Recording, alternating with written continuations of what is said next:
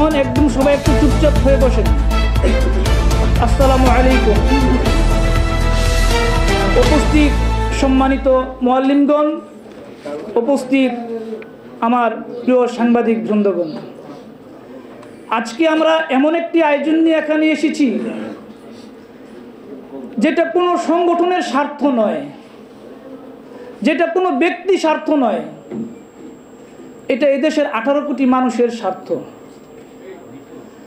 এদেশের 18 কোটি মানুষের পরিবার থেকে আল্লাহর ঘরে মক্কা মদিনায় যায়, আপনারা জানেন।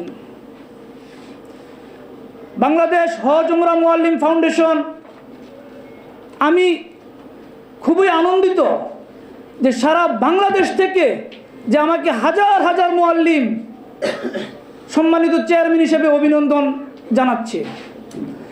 আজকে আমাদের এই আয়োজন বিশাল আয়োজন হতো, প্রেস ক্লাবের জায়গা দেওয়ার মতো কোনো জায়গা নেই।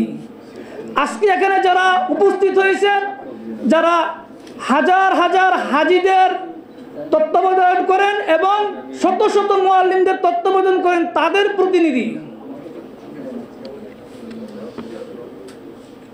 আজকে আমাদের যে আয়োজন আমরা করেছি, এই আয়োজনের মাধ্যমে আমরা জানিয়ে দিতে চাই যে আমাদের দাবিগুলো কি। আমাদের দাবিগুলো ইতিমধ্যে বারবার বলা হয়েছে। আমরা একটা সকাল 9টা থেকে মানববন্ধন করেছি 11টা পর্যন্ত, সেখানেও আমাদের দাবিগুলো বলা হয়েছে। আমাদের আজকের দাবিগুলো আমরা প্রধান অতিথির কাছে উত্থাপন করতে চাই। জনাব নেসারি সাহেব একটু মনোযোগী হন। আমরা প্রধান অতিথির কাছে উত্থাপন করতে চাই।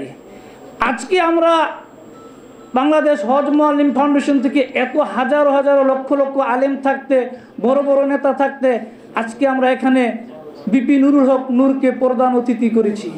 কেন করেছি সেটা শুনবেন।